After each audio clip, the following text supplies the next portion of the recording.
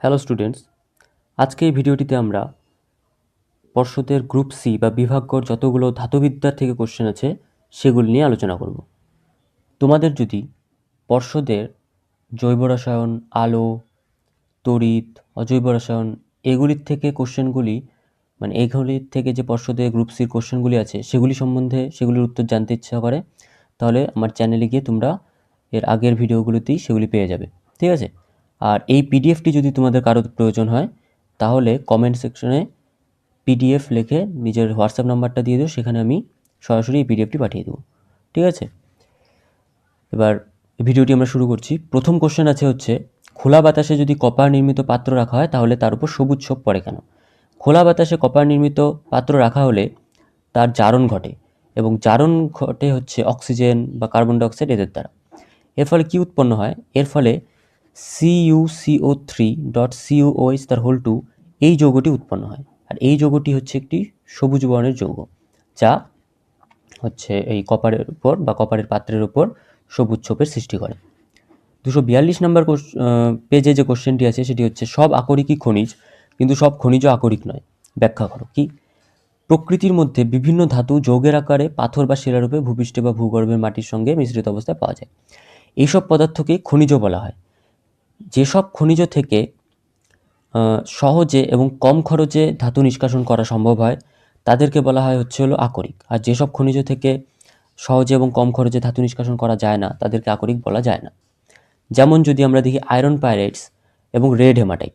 Iron pyrites থেকে সহজে ও কম খরচে আয়রন নিষ্কাশন করা যায় না, তাই আয়রন পাইরাইটস হচ্ছে খনিজ কিন্তু লোহার আকরিক নয়। আবার অপরদিকে রেড হেমাটাইট থেকে কম খরচে ও সহজে এই লোহাকে নিষ্কাশন করা যায়, তাই রেড হেমাটাইট হচ্ছে আকরিক এবং খনিজ। তাই সব আকরিক খনিজ কিন্তু সব খনিজ আকরিক নয়, এটা বলা যায়। ঠিক আছে? তারপর 245 নম্বর যে পেজ আছে সেখানে কোশ্চেন আছে খোলা বাতাসে কপার নির্মিত পাত্রের উপর সবুজ ছোপ পড়ে কেন? এটা প্রথম কোশ্চেনই দেওয়া আছে 239 নম্বর পেজে, তো সেটাই দেখে নিবে। তারপরে যে কোশ্চেন আছে দস্তার পাত্রে কপার সালফেট দ্রবণ কেন রাখা যায় না? এবার কপার সালফেটের জলীয় দ্রবণে যদি জিঙ্কের টুকরো যোগ করা হয় দ্রবণটি বর্ণ হয়ে যায়। কেন? কারণ তড়িৎ রাসায়নিক যে শ্রেণী আছে সেটিতে কপারের চেয়ে জিঙ্ক বেশি তড়িৎ ধনাত্মক, তাই এটি কপারের চেয়ে বেশি সক্রিয়।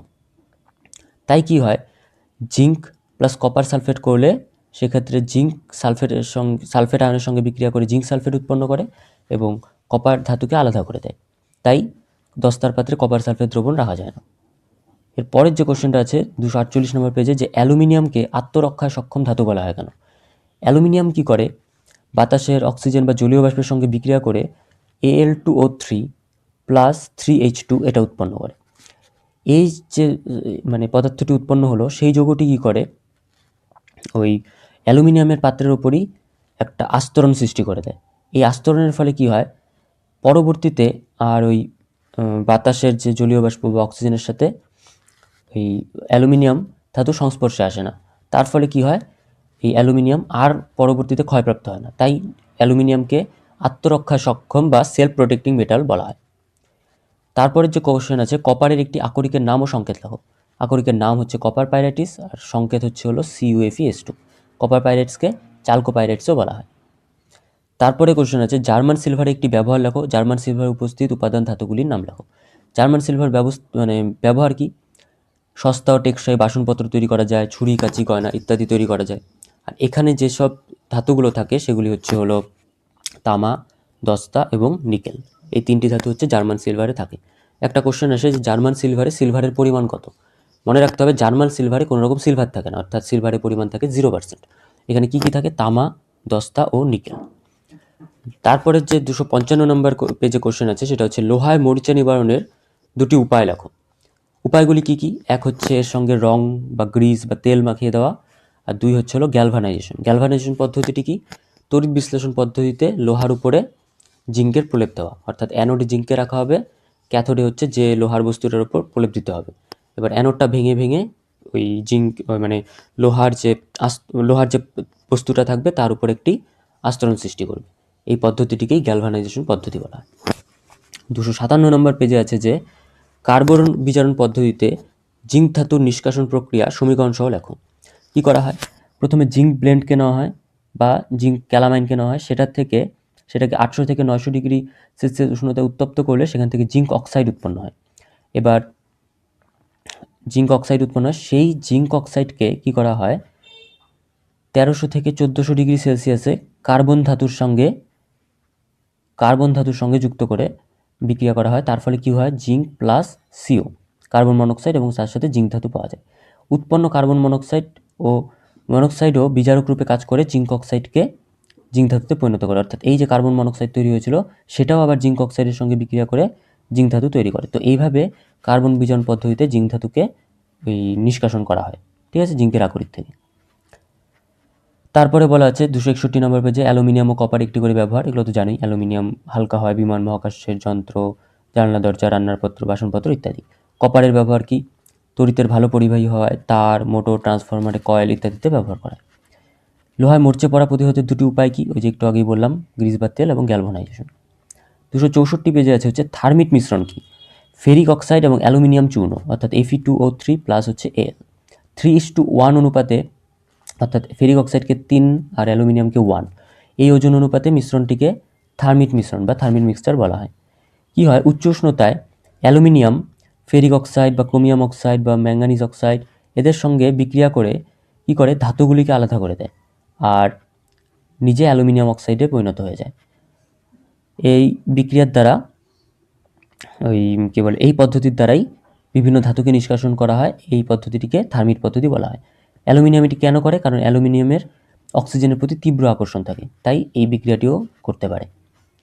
এবার 267 নম্বর পেজে যে কোশ্চেনটি আছে, থার্মোট পদ্ধতিতে ফেরিক অক্সাইড থেকে ধাতব আয়রন উৎপন্নের বিক্রিয়াটি, এই আগের যে কোশ্চেনে ছিল Fe2O3 প্লাস 3Al, তার থেকে উৎপন্ন হয় 4Fe প্লাস 3Al2O3।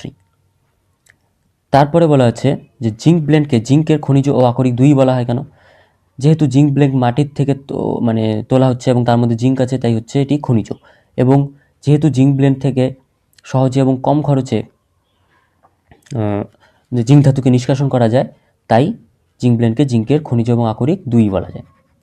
তারপরে কোশ্চেন আছে হচ্ছে সংকর ধাতু ব্যবহারের দুটি সুবিধা লেখো।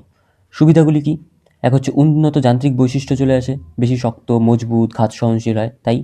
আর নতুন বৈশিষ্ট্য, অর্থাৎ সংকর ধাতু তৈরি করে এমন বৈশিষ্ট্য যোগ করা যায় যা বিশুদ্ধ ধাতুতে থাকে না। যেমন লোহা ও ক্রোমিয়ামের সংকর ধাতু স্টেনলেস স্টিল ক্ষয় প্রতিরোধ করে, কিন্তু লোহার সেই ক্ষমতাটা থাকে না, ঠিক আছে। অ্যালুমিনিয়াম ফয়েলে রাখা আচার ক্ষতিকারক কেন, কারণ আচারে যে ভিনিগার থাকে, আচারে ভিনিগার বা বিভিন্ন টক উপাদান, এদের মধ্যে বিভিন্ন অ্যাসিড, যেমন অ্যাসিডিক অ্যাসিড, সাইট্রিক অ্যাসিড প্রভৃতি থাকে, তা কী করে, তা অ্যালুমিনিয়ামের সাথে বিক্রিয়া করে এবং তার ফলে যে অ্যালুমিনিয়াম অ্যাসিটেট নামে যৌগ উৎপন্ন করে, সেটি কী করে, আমাদের দেহের পক্ষে ক্ষতিকারক। অ্যালুমিনিয়াম অ্যাসিটেটের সংকেত হচ্ছে CH3 COO তার হোল 3Al, ঠিক আছে। এটি আমাদের শরীরের পক্ষে ক্ষতিকারক, তাই অ্যালুমিনিয়ামের ফয়েলে আচার খাওয়া উচিত নয়। কোন ধাতুটি ব্রাস এবং ব্রোঞ্জ দুটিতেই আছে, ব্রাস মানে হলো সেখানে থাকে হচ্ছে কপার প্লাস আর জিঙ্ক, মানে পিতল যেটাকে বলা হয়, আর ব্রোঞ্জে থাকে হচ্ছে কপার প্লাস টিন, তাহলে দুটোতেই কি আছে, কপার আছে।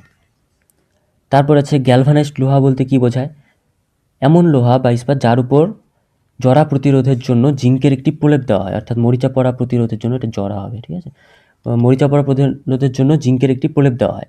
এই বাতাস ও জলীয় বাষ্পের, এটি কি করে, বাতাস ও জলীয় বাষ্পের থেকে এই জিঙ্ক ধাতু লোহাকে রক্ষা করে। তো এই লোহাটিকেই বলা হয়েছে গ্যালভানাইজড লোহা, ঠিক আছে। তারপরে বলছে থার্মিট পদ্ধতির একটি ব্যবহার কি, রেল লাইন মেরামত, অর্থাৎ রেল লাইনের কোথাও যদি ভেঙে যায়, সেইখানে তো আর পুরো রেল লাইন তুলে সেইখানে ঠিক করা সম্ভব নয়, তাই কি করা হয়, সেখানে থার্মিট পদ্ধতিতে ওই লোহার Fe2O3 এবং অ্যালুমিনিয়ামের বিক্রিয়া যে Fe পাওয়া যায়, সেটাই তরল হিসাবে ওই রেল লাইনের ভাঙা অংশটিতে দিয়ে দেওয়া হয় এবং সেটি ঠান্ডা হয়ে গেলে রেল লাইন মেরামত হয়ে যায়। গোল্ডস্মিথের থার্মিট পদ্ধতির নীতি ও সমীকরণ, এটা আগেই বলা আছে, একবার পড়ে নেবে তাহলেই হবে, আর বিক্রিয়াগুলোও আগেই দেওয়া আছে, ঠিক আছে।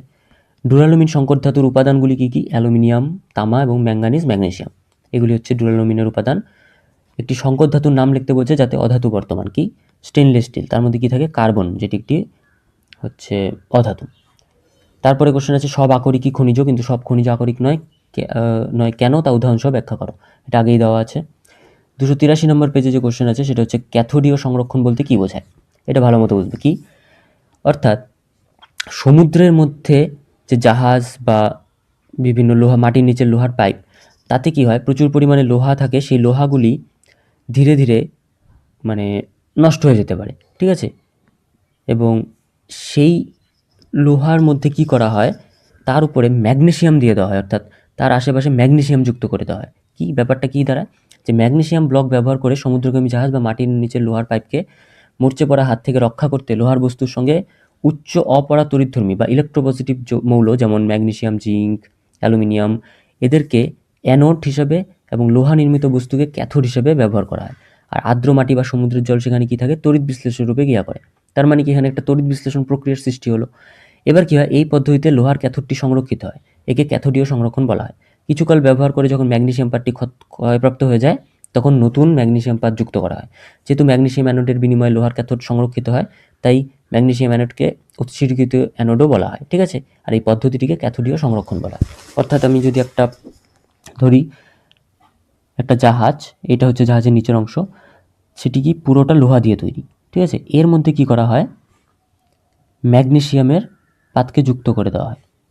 তো কী দাঁড়ায়, এই লোহা আর মানে জলের মধ্যে যে বিভিন্ন লবণ বা তড়িৎ বিশ্লেষ্য পদার্থ থাকে, সেগুলির মধ্যে আর বিক্রিয়া করে না, কারণ লোহা এবং ম্যাগনেসিয়ামের মধ্যে ম্যাগনেসিয়াম তাড়াতাড়ি ইলেকট্রন ত্যাগ করে ওই জলীয় মানে ওই জলের মধ্যে বা তড়িৎ বিশ্লেষণের মধ্যে চলে আসে। তার ফলে কি হয়, ক্যাথোডটা সংরক্ষিত হয়ে যায়, আর অ্যানোডটা কি করা হয়, অ্যানোডটাকে মানে উৎসর্গ করে দেওয়া হয়, অর্থাৎ অ্যানোডটা নিজে নিজে ভেঙে ওই কী বলে সমুদ্রের জলে চলে আসে। তাতে কি হয়, ওই লোহার যে পাত্রটি থাকে সেটা বেঁচে যায়, বা লোহার জাহাজটা বা লোহার পাইপগুলো এগুলো ক্ষয়ের হাত থেকে বেঁচে যায়। কিন্তু ম্যাগনেসিয়ামটা কি হয়, সেটা ধীরে ধীরে ওই নষ্ট হতে থাকে। তারপরে কি হয়, সেই ম্যাগনেসিয়ামটাকে আবার চেঞ্জ করে সেখানে অন্য ম্যাগনেসিয়ামের ব্লক যুক্ত করে দেওয়া হয়। এই পদ্ধতিটিকেই ক্যাথোডীয় সংরক্ষণ বলা হয়। আর এই ম্যাগনেসিয়ামটাকে কী বলা হয়, উৎসর্গকৃত অ্যানোড বলা হয়, কারণ ম্যাগনেসিয়াম যেহেতু অ্যানোডে থাকে, ঠিক আছে। অর্থাৎ তড়িৎ বিশ্লেষণ পদ্ধতিটিকে এখানে ব্যবহার করা হয়। তারপরে কি আছে, থার্মিট ওয়েল্ডিং কি, এর রাসায়নিক সমীকরণ ব্যবহার আগেই দেওয়া আছে। 286 নম্বর পেজে কোশ্চেনটি আছে হচ্ছে, সমুদ্রগামী জাহাজের ইস্পাত নির্মিত কাঠামোর সাথে ম্যাগনেসিয়াম ব্লক যুক্ত করা হয় কেন। সমুদ্রগামী জাহাজের ইস্পাত কাঠামোকে মরিচা থেকে রক্ষা করতে ম্যাগনেসিয়াম ব্লক যুক্ত করা হয়, কারণ ম্যাগনেসিয়াম লোহার চেয়ে বেশি তড়িৎ রাসায়নিকভাবে সক্রিয়, ফলে এটি লোহার পরিবর্তে নিজে জারিত হয়ে লোহার ক্ষয় রোধ করে। এই প্রক্রিয়াটিকে স্যাক্রিফিশিয়াল প্রোটেকশন বলা হয় বা ক্যাথোডীয় সুরক্ষা বলা হয়। এর আগে বললাম যে, যেখানে ম্যাগনেসিয়াম ব্লকগুলো অ্যানোড হিসাবে কাজ করে, জাহাজের ইস্পাত ক্যাথোডকে সুরক্ষা দেয়। কারণ কি, তড়িৎ রাসায়নিক সক্রিয়তা, ম্যাগনেসিয়াম লোহার চেয়ে বেশি তড়িৎ রাসায়নিকভাবে সক্রিয়, তাই লবণাক্ত জল ও অক্সিজেনের সংস্পর্শে এলে ম্যাগনেসিয়াম সহজেই ইলেকট্রন ত্যাগ করে জারিত হয় এবং লোহাকে জারিত হতে বাধা দেয়। ক্যাথোডিক সুরক্ষা কি, ম্যাগনেসিয়াম ব্লকগুলো জাহাজের ইস্পাত কাঠামোর সাথে যুক্ত থাকলে তারা একটি তড়িৎ রাসায়নিক কোষ তৈরি করে। এখানে ম্যাগনেসিয়াম অ্যানোড হিসাবে, ইস্পাত ক্যাথোড হিসাবে কাজ করে, ফলে ইস্পাত ক্ষয় হওয়া থেকে রক্ষা পায়। আর তার ফলে ম্যাগনেসিয়ামকে স্যাক্রিফিশিয়াল অ্যানোড বলা হয়, কারণ এটি নিজে ক্ষয় করে জাহাজের কাঠামোকে বাঁচায়। এই পদ্ধতিতে জাহাজের ইস্পাত কাঠামোকে দীর্ঘস্থায়ী করে এবং লবণাক্ত জলের ক্ষয়কারী পরিবেশ থেকে সুরক্ষা প্রদান করা হয়। 289 নম্বর পেজে আছে, লোহায় মরিচা পড়া প্রতিরোধের দুটি উপায়, আগে লেখা আছে। 292 পেজে আবার লেখা আছে, লোহায় মরিচা পড়া প্রতিরোধের দুটি উপায়, আগেই দেওয়া আছে। তারপরে যে কোশ্চেনটা ছিল, অথবাতে লোহার মরিচা পড়ার দুটি শর্ত কি, একটা হচ্ছে অক্সিজেন, লোহার সংস্পর্শে বায়ুর অক্সিজেন থাকা আবশ্যক।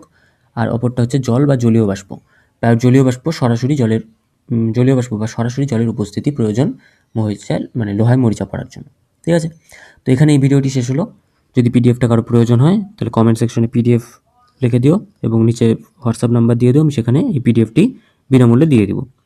এবং যদি ভিডিওটি ভালো লেগে থাকে তাহলে লাইক করো আর চ্যানেলটি সাবস্ক্রাইব করে দিও। আর যদি তোমাদের কোনো কোশ্চেন থাকে বা কোন এর পরে কী বিষয়ে ভিডিও চাও, সেটা কমেন্ট সেকশনে জানাতে পারো, ঠিক আছে। এখানে ভিডিওটি শেষ হলো।